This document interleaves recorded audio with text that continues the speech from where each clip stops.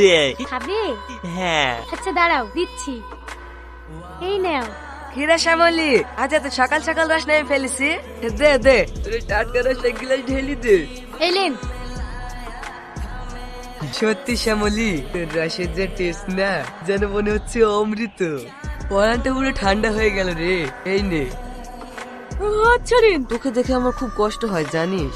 অফারটা অ্যাকসেপ্ট করে নিয়ে না, তোকে আমি রানী করে রাখবো। ছি, আপনার লজ্জা করে না? বাড়িতে দুটো বউ রেখে একটা মেয়ের বয়সের মেয়েকে এভাবে কুপ্রস্তাব দিতে? আপনি এখান থেকে ভালো ভালো চলে যান বলছি, তাহলে কিন্তু আমি চিল্লিয়ে মানুষ জড়ো করবো। চিল্লাবি? চিল্লিয়ে কোনো লাভ হবে না। তুই তো ভালো করেই জানিস এই গ্রামের মডল আমি। আমার কথাই শেষ কথা। যা, তোকে আমার 3 নম্বর রানী বানাবো। ছাড়েন বলছি। ভেবেছিলাম তোকে রানী বানাবো, কিন্তু না, তুই রানী হওয়ার যোগ্য না। এই লালটু, ওকে নিয়ে চল আমার বাগান বাড়িতে, তোমার দাসী বানাবো। এই চল। এই শয়তান, ছাড় আমাকে, ছাড়। ছাড় বলছি, ছাড়। ছেড়ে দে আমাকে শয়তান।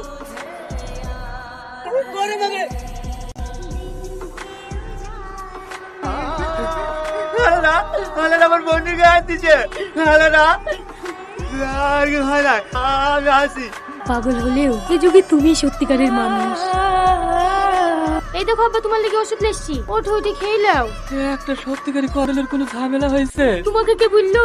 ওই তোর হামাজান চাচা এসে ভুলে গেল। তো পাড়ার লোকে এমনিতেই আমাদেরকে দেখতে পারে না, মেয়েছেলে মানুষ কাজ করতে চাস বলি। বোন বোন, আজ সকালে তো পাগলাটা দেখো বড় জাতি বাঁচালো, সে পাগলাটাকে বড় লোকে ধরে মারছে। তুই আর কি বলছিস রে? চাঁদিনী, এই জানোয়ারের বাচ্চা না, ছাড় ওকে, ছাড়। এই পালা পালা, এসে লাগছে রে।